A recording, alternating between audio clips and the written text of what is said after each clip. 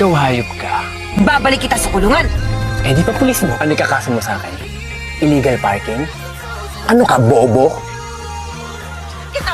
Ipagpapatay kita, hayop ka! Demonyita ka. Talagang di mo ko titigilan. Ha? Hindi ka pa rin nadala, no? Baka gusto mong ibitin na naman kita ng patiwarik. Para talaga akong daga. Dahil pag di mo ko tinigilan, ngangat-ngatin kita ng buhay. No. Madilim. Maraming daga. Huwag na paaway ka. Huwag kang papato.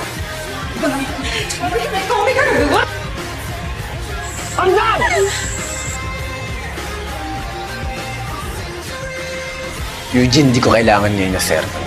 Ang kailangan ko ngayon, pera. Pero naisahan ko siya. Ikaw ang hihintay ko mapagod. Matagal na akong hayop. Huwag kang mag-alala. Dahil nakikita kita. Uy! Natatakot naman ako. Kung kidnapin ko kaya si Od, wala silang magawa. Habang isa-isa kong pinababagsak ang lahat ng pinaghirapan.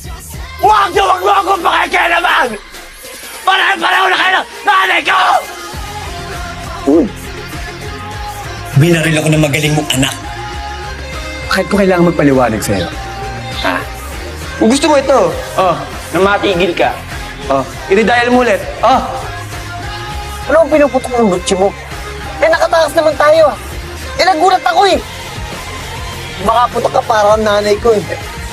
Yun lang? Ano ginagawa mo dito?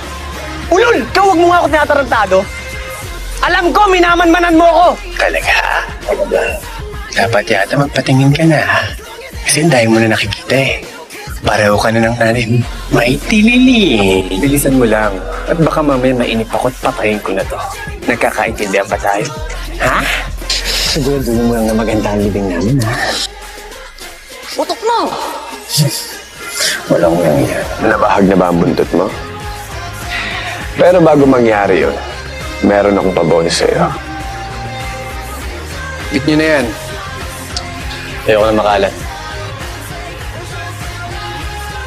Eh, tanga ka pala eh. Sinusundan ka ng mga NBI, nagpunta ka pa dito. Paano ko nasundan ka? Uubusin ko ang buong pamilya niya.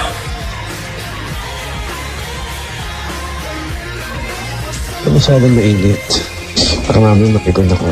Hindi nyo nang abutan ng buhay si Celine. Shut up!